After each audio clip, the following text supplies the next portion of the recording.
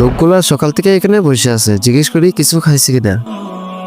সকাল থেকে দেখছি এখানে বসে আছেন, কিছু কি খাইছেন আপনারা? জি না ভাই।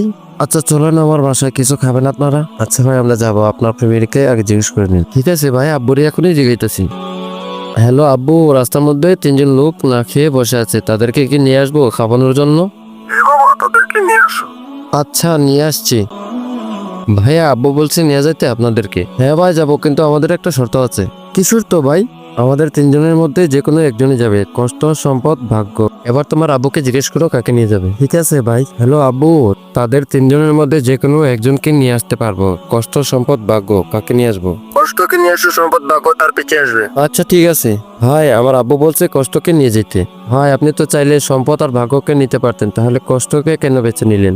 ভাই আমার আব্বু বলছে কষ্টকে নিয়ে গেলে সম্পদ আর ভাগ্য তার পেছন পেছন চলে আসবে।